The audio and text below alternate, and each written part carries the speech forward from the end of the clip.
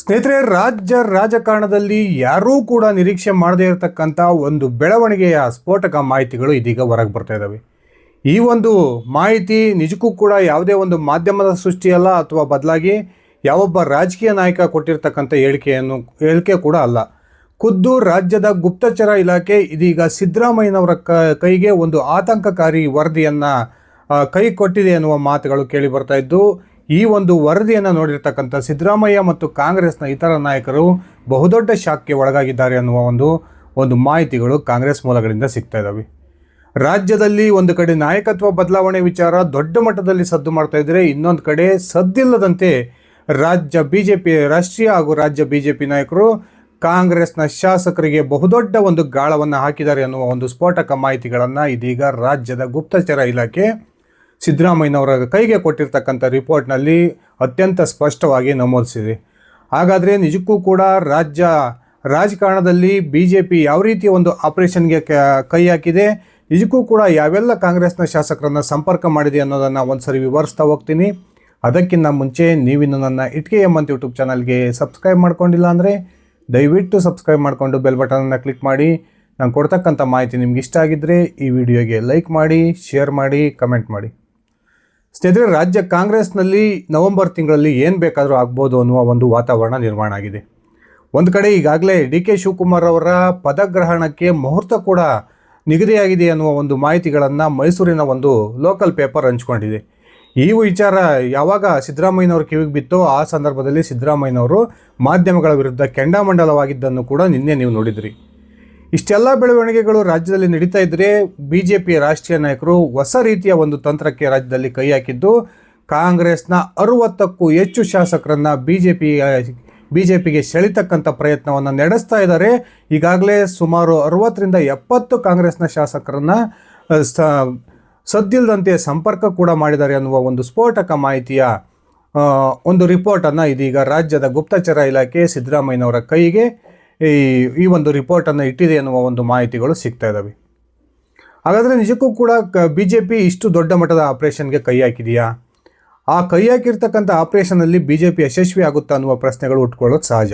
ಯಾಕಂದರೆ ಈ ಹಿಂದೆ BJP ಸರ್ಕಾರ ರಾಜ್ಯದಲ್ಲಿ ಅಸ್ತಿತ್ವಕ್ಕೆ ಬಂದಂಥ ಸಂದರ್ಭದಲ್ಲೆಲ್ಲ ಕೂಡ ಆಪರೇಷನ್ ಮೂಲಕವೇ ಬೇರೆ ಪಕ್ಷದಲ್ಲಿದ್ದಂತಹ ಶಾಸಕರನ್ನು ಸೆಳೆದಿತ್ತು. ಆದರೆ ಆಗ ಕಾಂಗ್ರೆಸ್ನ ಶಾಸಕರ ಸಂಖ್ಯೆ ಕಡಿಮೆ ಇತ್ತು, ಅತ್ಯಂತ ಸುಲಭವಾಗಿ ಆಪರೇಷನ್ ಕೂಡ ಸಕ್ಸಸ್ ಆಗಿತ್ತು.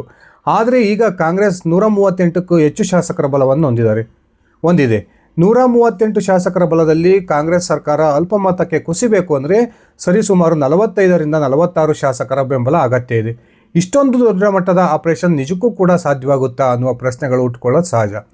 ಆದರೆ ಈ BJPಯ ರಾಷ್ಟ್ರೀಯ ನಾಯಕರ ಒಂದು ರಾಜಕೀಯ ಇತಿಹಾಸವನ್ನು ನೋಡಿದರೆ ಯಾವುದೂ ಕೂಡ ಅಸಾಧ್ಯ ಅಲ್ಲ ಅಂತಕ್ಕಂಥ ಒಂದು ಮಾಹಿತಿಗಳು ಈಗಾಗಲೇ ಸಾಕಷ್ಟು ಬಾರಿ ನಮಗೆ ನಿದರ್ಶನಗಳು ಸಿಕ್ಕಿದ್ದಾವೆ. ರಾಜ್ಯದಲ್ಲಿ ಈಗ BJP ಆಪರೇಷನ್ ಕಮಲಕ್ಕೆ ಕೈ ಹಾಕಿದೆ ಎನ್ನುವ ಒಂದು ಮಾಹಿತಿಗಳು ಸಿಗ್ತಾ ಇದ್ದು, ಈಗಾಗಲೇ ಸುಮಾರು 60ರಿಂದ 70 ಕಾಂಗ್ರೆಸ್ನ ಶಾಸಕರನ್ನು ಖುದ್ದಾಗಿ ಕೇಂದ್ರ ಸಚಿವರೊಬ್ಬರ ನೇತೃತ್ವದಲ್ಲಿ ದೂರವಾಣಿ ಕರೆಯ ಮೂಲಕ ಅವರಿಗೆ ಸಂಪರ್ಕ ಮಾಡಿದೆ. ಆ 60ರಿಂದ 70 ಶಾಸಕರ ಪೈಕಿ 60 ಶಾಸಕರನ್ನು ಕಾಂಗ್ರೆಸ್ಸನ್ನು ಬಿಟ್ಟು BJPಗೆ ಸೆಳಿತಕ್ಕಂಥ ಒಂದು ಸೀರಿಯಸ್ ಪ್ರಯತ್ನವನ್ನು BJPಯ ರಾಷ್ಟ್ರೀಯ ನಾಯಕರು ಮಾಡ್ತಾ ಇದ್ದಾರೆ ಅನ್ನುವ ಮಾತುಗಳು ಕೇಳಿ ಬರ್ತಾ ಇದ್ದಾವೆ. ಸ್ನೇಹಿತರೆ, ಈಗಾಗಲೇ ಅಮಿತ್ ಶಾ ಅವರು ರಾಜ್ಯ BJP ನಾಯಕರಿಗೆ ಇನ್ನೊಂದು 2 ತಿಂಗಳಲ್ಲಿ ಸರ್ಕಾರ ರಚನೆಗೆ ಸಿದ್ಧವಾಗಿರಿ ಅನ್ನುವ ಒಂದು ನಿರ್ದೇಶನವನ್ನು ಕೊಟ್ಟಿದ್ದಾರೆ ಅನ್ನುವ ವಿಚಾರವನ್ನು ನಾನು ಈ ಹಿಂದೆಯೇ ಹಂಚ್ಕೊಂಡಿದ್ದೆ. ಅದೇ ಒಂದು ನಿರ್ದೇಶನದ ಹಿನ್ನೆಲೆಯಲ್ಲಿಯೇ ಇದೀಗ ಅಮಿತ್ ಶಾ ಅವರೇ ಖುದ್ದಾಗಿ ಕೇಂದ್ರದ ಒಬ್ಬ ಸಚಿವರನ್ನು ಮುಂದಿಟ್ಕೊಂಡು ರಾಜ್ಯದಲ್ಲಿ ಬಹುದೊಡ್ಡ ಮಟ್ಟದ ಆಪರೇಷನ್ಗೆ ಕೈಯನ್ನು ಹಾಕಿದ್ದಾರೆ. ಈಗಾಗಲೇ ಆ ಕೇಂದ್ರ ಸಚಿವ ದೀಪಾವಳಿ ಹಬ್ಬದ ಒಂದು ಶುಭಾಶಯವನ್ನು ಕೋರ್ತಕ್ಕಂಥ ನೆಪದಲ್ಲಿ ಕಾಂಗ್ರೆಸ್ನ 60ರಿಂದ 70 ಶಾಸಕರನ್ನು ದೂರವಾಣಿಯ ಮೂಲಕ ಸಂಪರ್ಕ ಮಾಡಿ BJPಗೆ ಅವರನ್ನು ಆಹ್ವಾನ ಕೊಟ್ಟಿದ್ದಾರೆ ಅನ್ನುವ ಒಂದು ಮಾಹಿತಿಗಳು ಕೂಡ ಸಿಗ್ತಾ ಇದ್ದಾವೆ. ಈ ಮಾಹಿತಿಗಳನ್ನು ಖುದ್ದು ಈ ರಾಜ್ಯದ ಗುಪ್ತಚರ ಇಲಾಖೆಯೇ ಸಿದ್ದರಾಮಯ್ಯನವರಿಗೆ ಒಂದು ಎಚ್ಚರಿಕೆ ಸಂದೇಶವನ್ನು ಕೊಟ್ಟಿದೆ ಅನ್ನುವ ಮಾತುಗಳು ಕೇಳಿ ಬರ್ತದವೆ. ಯಾವಾಗ ಗುಪ್ತಚರ ಇಲಾಖೆಯಿಂದ ಈ ರೀತಿಯ ಒಂದು ಮಾಹಿತಿ ಹೊರಗೆ ಬಂತೋ ಆ ಕ್ಷಣಕ್ಕೆ ಸಿದ್ದರಾಮಯ್ಯನವರು ಸಂಪೂರ್ಣವಾಗಿ ಅಲರ್ಟ್ ಆಗಿದ್ದಾರೆ ಅನ್ನುವ ಒಂದು ಮಾತುಗಳು ಕೂಡ ಕೇಳಿ ಬರ್ತದವೆ. ನಿಜಕ್ಕೂ ಕೂಡ BJPಯ ಕೇಂದ್ರ ಸಚಿವ ಯಾವೆಲ್ಲ ಕಾಂಗ್ರೆಸ್ನ ಶಾಸಕರನ್ನು ಸಂಪರ್ಕ ಮಾಡಿದ್ದಾರೆ, ಆ ಒಂದು ಸಂಪರ್ಕ ಮಾಡಿದಂಥ ಸಂದರ್ಭದಲ್ಲಿ ಕಾಂಗ್ರೆಸ್ನ ಯಾವೆಲ್ಲ ಶಾಸಕರು ಆ BJPಯ ಕೇಂದ್ರ ಸಚಿವನಿಗೆ ಒಂದು ಸಕಾರಾತ್ಮಕವಾದಂಥ ಒಂದು ಸ್ಪಂದನೆಯನ್ನು ಕೊಟ್ಟಿದ್ದಾರೆ ಅನ್ನುವ ಮಾಹಿತಿಯನ್ನು ಹೊರತೆಗಿತಕ್ಕಂಥ ಒಂದು ಪ್ರಯತ್ನಕ್ಕೆ ಈಗ ಸಿದ್ದರಾಮಯ್ಯನವರು ಕೈ ಹಾಕಿದ್ದಾರೆ. ಒಂದು ಕಡೆ ಕಾಂಗ್ರೆಸ್ನಲ್ಲಿ ಬಣ ರಾಜಕಾರಣ ತಾರಕಕ್ಕೇರ್ತಾ ಇದ್ದರೆ, ಇನ್ನೊಂದು ಕಡೆ BJP ರಾಜ್ಯದ ಕಾಂಗ್ರೆಸ್ ಸರ್ಕಾರವನ್ನು ಅಸ್ಥಿರಗೊಳಿಸ್ತಕ್ಕಂಥ ಒಂದು ಪ್ರಯತ್ನಕ್ಕೆ ಕೈ ಹಾಕಿದ್ದು, ಈಗಾಗಲೇ ಆ ಪ್ರಯತ್ನದ ಒಂದು ಭಾಗವಾಗಿ ಕಾಂಗ್ರೆಸ್ನ 70 ಶಾಸಕರನ್ನು ಸಂಪರ್ಕ ಮಾಡಿದೆ ಅನ್ನುವ ಮಾತುಗಳು ಈಗ ಕೋಲಾಹಲವನ್ನು ಸೃಷ್ಟಿ ಮಾಡ್ತಾ ಇದ್ದಾವೆ. ಸ್ನೇಹಿತರೆ, ಈ ಹಿಂದೆಯೇ ಹುನಗುಂದದ ಕಾಂಗ್ರೆಸ್ನ ಶಾಸಕ ವಿಜಯಾನಂದ ಕಾಶ್ಯಪ್ನವರು ಒಂದು ಮಾತನ್ನು ಹೇಳಿದರು. ಕಾಂಗ್ರೆಸ್ನ BJPಯ ರಾಷ್ಟ್ರೀಯ ನಾಯಕರು ರಾಜ್ಯ ಕಾಂಗ್ರೆಸ್ನಲ್ಲಿರ್ತಕ್ಕಂಥ ಸುಮಾರು 55ರಿಂದ 60 ಶಾಸಕರನ್ನು ಈಗಾಗಲೇ ಒಂದು ಲೀಸ್ಟನ್ನು ಮಾಡಿಕೊಂಡು ಅವರನ್ನು ಈ ಬೆದರಿಕೆ ಹಾಕೋದ್ರ ಮೂಲಕ, ಅವರಿಗೆ ಆಮಿಷಗಳನ್ನು ಒಡ್ಡೋದ್ರ ಮೂಲಕ BJPಗೆ ಸೆಳೀತಕ್ಕಂಥ ಪ್ರಯತ್ನವನ್ನು ಮಾಡ್ತಾ ಇದ್ದಾರೆ. ಆ ಒಂದು ಲೀಸ್ಟ್ನಲ್ಲಿ ನನ್ನ ಹೆಸರು ಕೂಡ ಇದೆ ಅನ್ನುವ ಒಂದು ಸ್ಫೋಟಕ ಮಾಹಿತಿಯನ್ನು ಹಂಚಿಕೊಂಡಿದ್ದರು. ಆದರೆ ಇದೀಗ ರಾಜ್ಯದ ಗುಪ್ತಚರ ಇಲಾಖೆ ಹೊರಹಾಕಿರ್ತಕ್ಕಂಥ ಒಂದು ವರದಿಯ ಪ್ರಕಾರ ಈಗಾಗಲೇ ಸುಮಾರು 60ರಿಂದ 70 ಕಾಂಗ್ರೆಸ್ ಶಾಸಕರು BJP ನಾಯಕರ ಸಂಪರ್ಕದಲ್ಲಿದ್ದಾರೆ ಅನ್ನುವ ಮಾತುಗಳು ಕೇಳಿ ಬರ್ತದವೆ. ಇದಕ್ಕೆ ನೂರಾರು ಕಾರಣಗಳಿದ್ದಾವೆ. ಒಂದು ಕಡೆ ಕಾಂಗ್ರೆಸ್ನಲ್ಲಿ ಮಂತ್ರಿ ಪದವಿ ಸಿಗದೆ ಅಸಮಾಧಾನಗೊಂಡಿರ್ತಕ್ಕಂಥ ಕಾಂಗ್ರೆಸ್ನ ಹಿರಿಯ ಶಾಸಕರು ಕೂಡ ಈಗಾಗಲೇ ಪಕ್ಷವನ್ನು ತೊರೆತಕ್ಕಂಥ ಒಂದು ನಿರ್ಧಾರಕ್ಕೆ ಬಂದಿದ್ದರೆ, ಇನ್ನೊಂದು ಕಡೆ ಸರ್ಕಾರ ಅಸ್ತಿತ್ವಕ್ಕೆ ಬಂದು 30 ತಿಂಗಳ ಅವಧಿ ಕಳೆದರೂ ಕೂಡ ತಮ್ಮ ಕ್ಷೇತ್ರದ ಅಭಿವೃದ್ಧಿಗೆ ಅನುದಾನ ಸಿಗದೇ ಇರತಕ್ಕಂಥದ್ದು, ಆ ಅನುದಾನದ ಕೊರತೆಯಿಂದ ಕ್ಷೇತ್ರದ ಜನರಿಗೆ ಮುಖವನ್ನು ತೋರಿಸದೆ ಒಂದು ರೀತಿಯ ಅವಮಾನಕ್ಕೆ ಒಳಗಾಗಿರ್ತಕ್ಕಂಥ ಕಾಂಗ್ರೆಸ್ ಶಾಸಕರು ಕೂಡ ಈಗ ತಮ್ಮದೇ ಪಕ್ಷದ ವಿರುದ್ಧ ಸಿಡಿದೇಳ್ತಕ್ಕಂಥ ಒಂದು ನಿರ್ಧಾರಕ್ಕೆ ಬಂದಿದ್ದಾರೆ ಅನ್ನುವ ಮಾತುಗಳು ಕೇಳಿ ಬರ್ತದವೆ.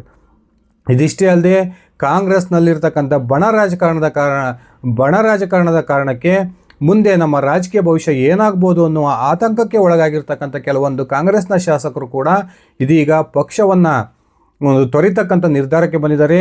ಈ ಕಾಂಗ್ರೆಸ್ನಲ್ಲಿರ್ತಕ್ಕಂಥ ಈ ರೀತಿಯ ಸಮಸ್ಯೆಗಳನ್ನು ಉಪಯೋಗಿಸಿಕೊಂಡೇ ಈಗ BJPಯ ರಾಷ್ಟ್ರೀಯ ನಾಯಕರು ಕೇಂದ್ರದ ಒಬ್ಬ ಸಚಿವನ ಮೂಲಕ ರಾಜ್ಯದ ಕಾಂಗ್ರೆಸ್ ಶಾಸಕರ ಒಂದು ಆಪರೇಷನ್ಗೆ ಕೈ ಹಾಕಿದ್ದಾರೆ ಅನ್ನುವ ಮಾತುಗಳು ಕೂಡ ಈಗಾಗಲೇ ಕೇಳಿಬರ್ತದವೆ.